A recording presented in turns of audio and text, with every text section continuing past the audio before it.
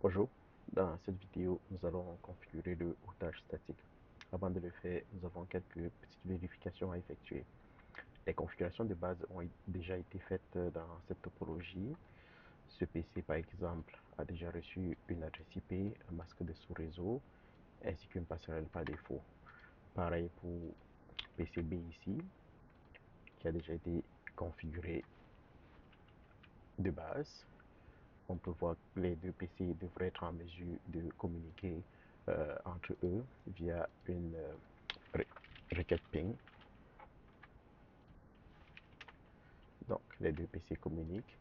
Le PCC ici, PC2, pardon, a déjà été également configuré. Ce qu'il nous reste à faire, c'est mettre les adresses IP sur les interfaces des deux routeurs. Avant de le faire, on va juste rapidement vérifier la table de routage. Donc, pour vérifier ma table de routage, je vais faire show IP route. Je peux voir que je n'ai aucune route à l'heure actuelle dans ma table de routage. Je vais vérifier R2 également, sa table de routage. Show IP route. J'ai également aucune route ici pour le moment, ce qui est tout à fait normal. Commençons par assigner des adresses IP aux interfaces de nos routeurs. On va commencer avec R1. Donc R1 ici est relié via son interface G001 au réseau en vert ici, et son interface G00 est reliée au réseau en rouge ici. Donc on a trois réseaux ici. On a le réseau en vert, celui en rouge, celui en jaune. C'est trois réseaux différents dans cette topologie. Allons-y. Je vais passer en mode de configuration globale. Pardon, configure terminal. Et par la suite, je vais aller dans l'interface. Interface. Je commence avec l'interface qui est dans le réseau vert. Ici. Donc, c'est G001, G001. Et je vais mettre l'adresse IP avec la commande IP adresse. Ici, je suis dans le réseau 192.168.1.0 et cette interface prend le point 1. Donc, mon adresse IP là va être de 192.168.1.1 suivi de mon masque de sous-réseau qui est /24, ceci. Et je vais activer mon interface ou l'allumer en faisant le shutdown. Donc, une fois allumé, je peux retourner vérifier ma table de routage. On devrait avoir déjà au moins une route là, qui est une route directement connectée. Allons vérifier en faisant encore show IP route. Donc, on peut voir déjà qu'on a un réseau connecté qui est le réseau auquel appartient l'interface que nous venons d'activer. C'est tout à fait normal. Donc, ce sont les premières routes qui vont apparaître dans la table de routage une fois qu'on aura configuré et activé les différentes interfaces. Nous allons activer la seconde interface du routeur R1. C'est l'interface G00.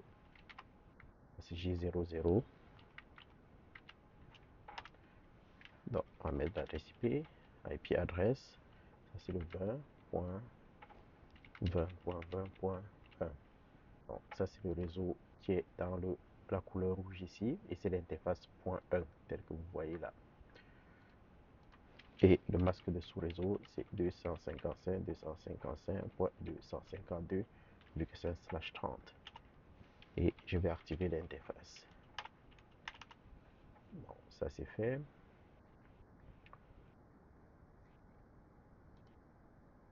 Je vais aller sur R2. Je vais faire pas mal les mêmes choses que je viens de faire avec R1. J'ai deux interfaces. Configure terminal. Interface. Je vais commencer avec la G0. Qui est l'interface entre les deux routeurs ici, donc dans le rouge. L'adresse IP va être IP adresse 20.20.20.2 tel qu'indiqué. Pardon, 255.2. Je vais enlever le 5 qui est de trop là. Ici, 255.252. Et je vais allumer en faisant no shutdown. Ça c'est fait. Il me reste l'interface qui est dans la portion jaune, dans le réseau en jaune, le troisième réseau de ma topologie, qui est le réseau 192.168.4.0, et l'interface va terminer par point 1 également dans ce cas. Donc, je vais dans l'interface en faisant la commande interface G0/0/1 et j'utilise la commande IP adresse 192.168.4.1. Je mets mon masque de sous-réseau 5/24, donc ça va être 255.255.255.0. Je valide et je vais activer mon interface avec la commande no shutdown. Donc là, j'ai terminé pas mal les configurations de toutes les adresses IP de ma topologie. Les routeurs voisins devraient être en mesure de communiquer entre eux sans problème. Donc en faisant une requête ping, juste le temps, on verra que ça fonctionne. Chaque PC devrait être en mesure de communiquer avec sa passerelle par défaut. Par exemple, PC2, sa passerelle par défaut, c'est l'interface du routeur qui est G0/0/1. Donc, je vais essayer de faire un ping sur sa passerelle par défaut. Donc, ping. Le PC2 ping sa passerelle par défaut. Donc, je peux voir que ma requête ping fonctionne.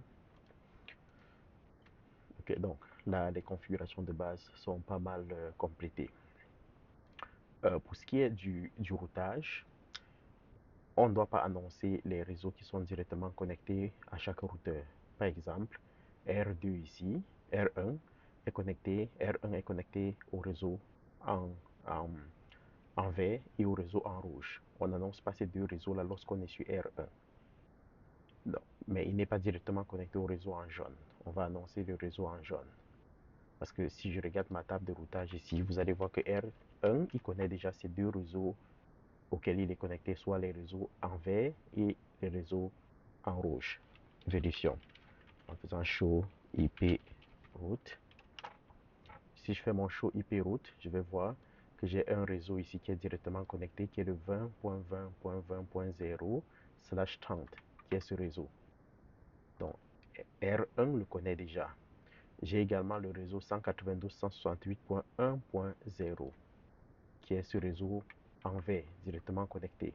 Il le connaît déjà, donc pas besoin d'annoncer. Par contre, on ne voit pas le réseau qui est en jaune ici, qui est le 192.168.4.0. Il n'est pas là. C'est lui donc que je vais annoncer via le routage statique. Et comment je le fais? On va le voir tout de suite. Bon, il faut que je sois en mode de configuration globale, en faisant configure terminal, et je fais IP route ou IP route. Je mets l'adresse de mon réseau distant. Dans ce cas, si je suis sur R1, donc mon réseau distant, c'est ce réseau en jaune. Je clique. Je dois donc mettre le réseau 192.168.4.0 accompagné de son masque de sous-réseau qui est 255.255.255.0. Et je dois indiquer par où est-ce qu'on passe pour arriver dans ce réseau en jaune.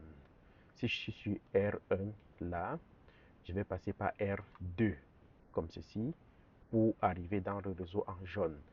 Donc, je dois indiquer l'interface de R2 qui est directement connecté à R1, ce qu'on va appeler le tronçon suivant, l'adresse IP du tronçon suivant.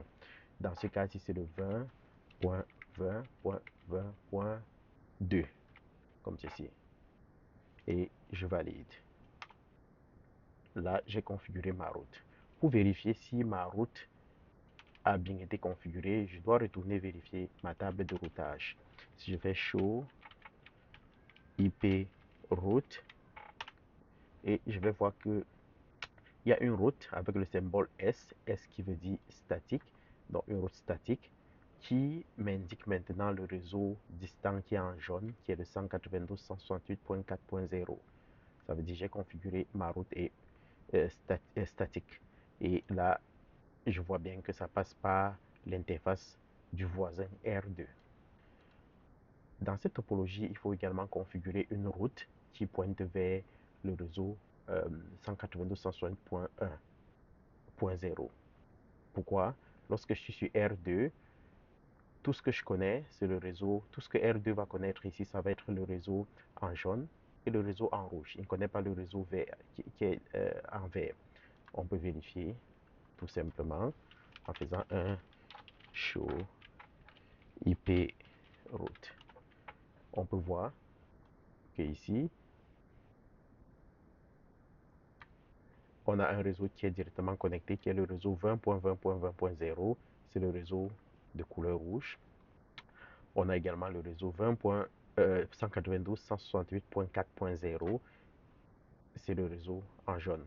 Et le réseau en vert, lui, n'est pas connu du R2. Là, maintenant, il faut qu'on utilise le routage statique pour aider R2 à connaître le réseau en vert. On va suivre pas mal la même procédure qu'on a fait tout à l'heure. Donc, je fais configure terminal, je fais IP route, et là, j'écris le réseau que R2 ne connaît pas, qui est 192.168.1.0, suivi du masque de sous-réseau de ce réseau-là, de 5.2.5.0. Et là, je dois indiquer à R2 par où passer, le chemin. Donc, R2 doit passer par R1 pour se retrouver dans le réseau en vert. Et l'interface de R1 qui est directement connectée à R2, c'est 20.20.1, c'est cette interface. Donc, je l'indique 20.20.20.1, comme cela. Donc, si je viens encore vérifier ma table de routage, je fais show IP route. Je peux voir que j'ai maintenant une route avec un S qui pointe vers le réseau distant en passant par R1. Donc voilà comment est-ce qu'on configure le routage. Là, je sauvegarde en faisant copy running config. Il faut config, startup config, et je valide deux fois. Je fais enter deux fois.